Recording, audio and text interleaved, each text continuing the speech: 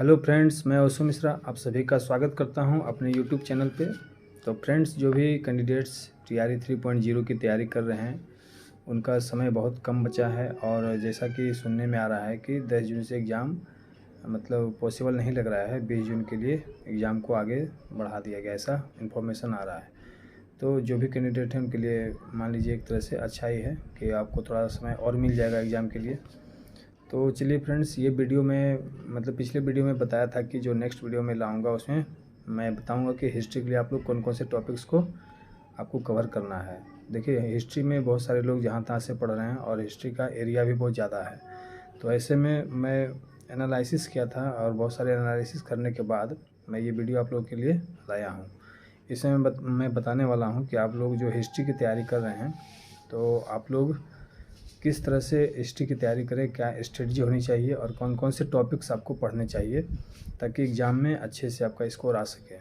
तो इसके पहले मैं पॉलिटी का वीडियो ऑलरेडी चढ़ा चुका हूं, तो आप लोग देख सकते हैं जो भी पॉलिटी के नहीं देखे हैं। और ज्योग्राफी का भी मैं डाला हूं, साइंस का भी मैं डाल चुका हूं। तो इस तरह से हर एक सब्जेक्ट वाइज में टॉपिक्स कवर करने के लिए बता रहा हूँ कि आप लोग कौन कौन से टॉपिक्स को कवर कीजिए ताकि एग्ज़ाम में अच्छा से स्कोर आप लोग का हो जाए। तो चलिए फ्रेंड्स, जो ये हिस्ट्री की जो तैयारी आप लोग कीजिएगा, स्पेशली जो PRT 1 to 5 के जो कैंडिडेट हैं, तो उनके लिए मैं बताना चाहूँगा कि आप लोग हिस्ट्री की तैयारी किस प्रकार से करेंगे।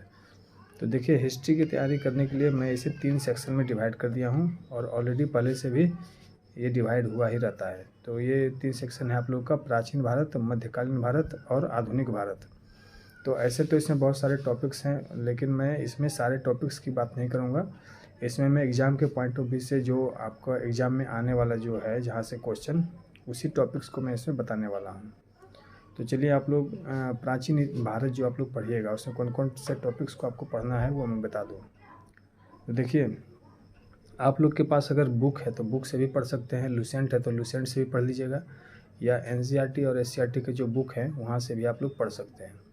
और इन सब के अलावा अगर आपके पास ये सोर्स नहीं है तो आप नेट के माध्यम से भी इन सभी टॉपिक्स को आप लोग सर्च बॉक्स में लिख के वहाँ से भी पढ़ सकते हैं। तो मैं जो टॉपिक्स बता रहा हूँ ये सर्चेबल है, आप लोग आराम से सर्च करके टॉपिक वाइज नेट पर भी पढ़ सकते हैं। तो चलिए, यहाँ पर मैं सबसे पहले प्राचीन भारत के बारे में बता देता हूँ कि आप लोग प्राचीन भारत में क्या क्या पढ़िएगा। तो देखिए, प्राचीन भारत में सबसे पहले आप लोग को पढ़ना है सिंधु सभ्यता। सिंधु सभ्यता से बहुत सारा क्वेश्चन आपका बनता है, तो इसलिए सिंधु सभ्यता को आप लोग मिस मत कीजिएगा। दूसरा है आपका प्राचीन भारत में जैन धर्म। फिर है आपका तीसरा नंबर बौद्ध धर्म। जैन धर्म और बौद्ध धर्म से भी बहुत सारे प्रश्न पूछे जाते हैं। इन एग्ज़ाम के अलावा भी बहुत सारे एग्ज़ाम में यहाँ से प्रश्न बनते हैं, लेकिन इस एग्ज़ाम में भी आपका पूरा संभावना है कि यहाँ से भी क्वेश्चन बनेंगे, इसलिए जैन धर्म और बौद्ध धर्म को आप लोग को मिस नहीं करना है।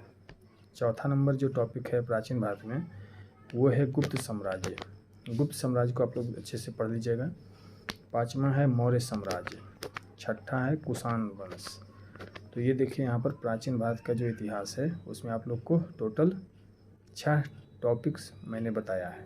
तो 6 टॉपिक्स को आप लोग को पढ़ लेना है। एक बार मैं और बता दूँ: सिंधु सभ्यता, जैन धर्म, बौद्ध धर्म, गुप्त साम्राज्य, मौर्य साम्राज्य और कुषाण वंश। तो ये सारे आपको प्राचीन भारत के सेक्शन में आप लोगों को पढ़ लेना है। चलिए, दूसरा सेक्शन है मध्यकालीन भारत। तो मध्यकालीन भारत में आप लोग को लगभग 60 टॉपिक्स पढ़ने हैं। और ये 60 टॉपिक्स कौन कौन से हैं? सबसे पहला है अरबों का भारत पर आक्रमण। तो अरबों का भारत पर आक्रमण आप लोग अच्छे से पढ़ लीजिएगा। इसके अंतर्गत आप लोग को मोहम्मद गजनी पढ़ लेना है, फिर मोहम्मद गौरी पढ़ लेना है, और चौथा नंबर में देखिए सल्तनत काल यानी दिल्ली सल्तनत आप लोग को अच्छे से पढ़ लेना है। फिर है विजयनगर साम्राज्य। 5वां नंबर में है विजयनगर साम्राज्य। 6ठा नंबर है मुगल साम्राज्य। और 7वां नंबर है मुगल शासन व्यवस्था। ठीक है, मुगल कालीन जो शासन व्यवस्था थी उसमें क्या क्या चीज़ें थी वो आपको अच्छे से पढ़ लेना है। फिर आते हैं हम लोग, देखिए इसका वेटेज कम रहने वाला है। प्राचीन भारत का वेटेज कम रहेगा, इससे थोड़ा सा ज़्यादा वेटेज आपका मध्यकालीन भारत का रहेगा। और सबसे ज़्यादा जो वेटेज आने वाला है यानी सबसे अधिक जो प्रश्न पूछे जाने वाले हैं आपके एग्ज़ाम में वो हैं आधुनिक भारत। और इसलिए इसमें टॉपिक्स भी बहुत ज़्यादा हैं आपका। तो ये सारे टॉपिक्स को आपको कवर कर लेना है। आपको लग रहा होगा कि इतना ज़्यादा टॉपिक्स बता रहे हैं, लेकिन इतना ज़्यादा टॉपिक्स नहीं है, ये आपको मतलब मैंडेटरी है पढ़ना। आप ऐसे या वैसे जैसे भी पढ़िए, आपको ये सारे टॉपिक्स कवर करने ही पड़ेंगे, क्योंकि सभी टॉपिक से आपके सवाल बनेंगे। तो चलिए यहाँ पर देख लेते हैं आधुनिक भारत में आपको क्या क्या पढ़नी है। आधुनिक भारत में देखिए, सबसे पहले आपका है उत्तरकालीन मुगल सम्राट, उत्तरकालीन मुगल सम्राट। इसके बाद है दूसरा नंबर, भारत में यूरोपीय का आगमन, वो किस प्रकार से व्यापारी के रूप में भारत में आगमन उनका हुआ था, वो आप लोगों को अच्छे से पढ़ लेना है। तीसरा नंबर टॉपिक है बंगाल पर अंग्रेज़ों का आधिपत्य, किस प्रकार से अंग्रेज़ों ने बंगाल पर आधिपत्य किया, कौन कौन से युद्ध लड़े और किस प्रकार से वो मजबूत हुए और बंगाल पर उनका आधिपत्य हो गया, ये इसमें बताया गया है। तो ये टॉपिक्स को आपको पढ़ लेना है। चौथा नंबर है अंग्रेज़ों के मैसूर से क्या संबंध थे, ये भी आप लोगों को देख लेना है कि अंग्रेज़ों के मैसूर से क्या संबंध थे। पाँचवा है सिख एवं अंग्रेज, सिख एवं अंग्रेज, ये भी आप लोग को देख लेना है। फिर है छठा नंबर कंपनी के अधीन गवर्नर जनरल, किस प्रकार से कंपनी के अधीन जो है गवर्नर जनरल हो गए थे, ये आप लोग को देख लेना है। फिर है सातवां नंबर अंग्रेजी शासन के विरुद्ध महत्वपूर्ण विद्रोह, तो अंग्रेजी शासन आगे चल के मतलब भारतीय लोगों में अविश्वास मतलब जन्म ले ली थी भारतीयों में अंग्रेज़ों के प्रति, और इस प्रकार वो अविश्वास जो है विद्रोह में बदल गई थी। तो ये कौन कौन से विद्रोह अंग्रेज़ों के खिलाफ भारतीयों द्वारा हुए थे, ये आप लोगों को पढ़ लेना है। फिर है 1857 की महान क्रांति व प्रमुख केंद्र, 1857 में जो महान क्रांति हुई थी उसके प्रमुख कौन कौन से केंद्र थे, आप लोग को ये भी पढ़ लेना है। फिर है 9वां नंबर चैप्टर में भारत का स्वतंत्रता संघर्ष, यानी भारत के लिए स्वतंत्रता के लिए जो कौन कौन से संघर्ष हुए थे वे भी आप लोगों को देख लेना है।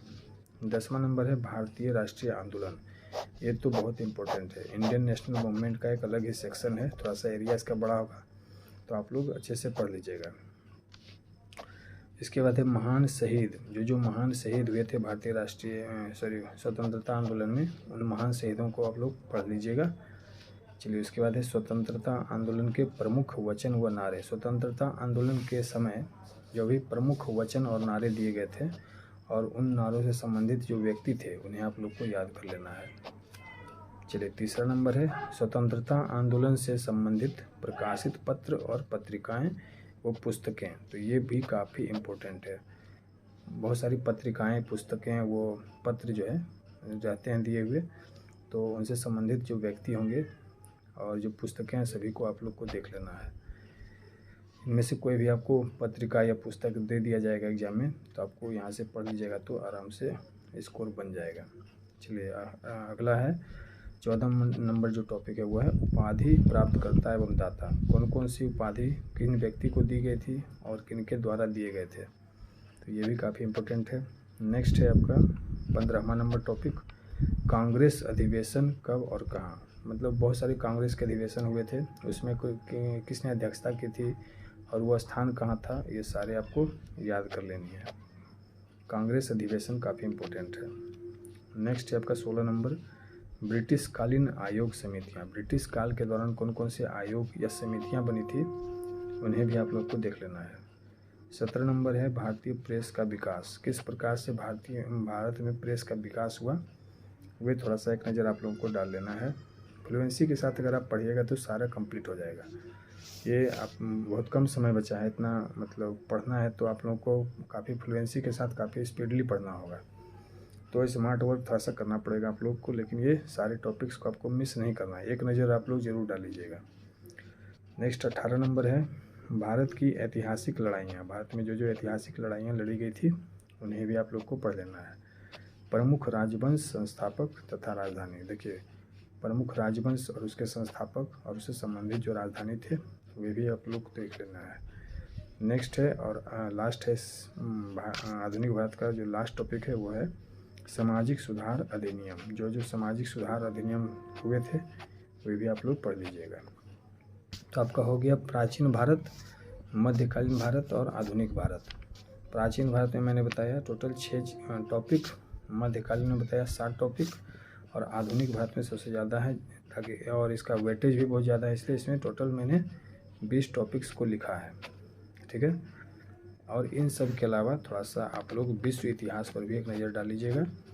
वर्ल्ड हिस्ट्री में, तो वर्ल्ड हिस्ट्री में आप लोग का है पुनर्जागरण, 1 नंबर में पुनर्जागरण देख लीजिएगा। दूसरा है फ्रांस की क्रांति, तीसरा है रूसी क्रांति, चौथा है प्रथम विश्व युद्ध, पाँचवा है द्वितीय विश्व युद्ध, छठा है इटली का एकीकरण और अंत में है 7वां नंबर, वो है जर्मनी का एकीकरण। तो अगर आप लोग इतना कवर कर लेते हैं तो हिस्ट्री का सवाल आपसे नहीं छूट सकता है।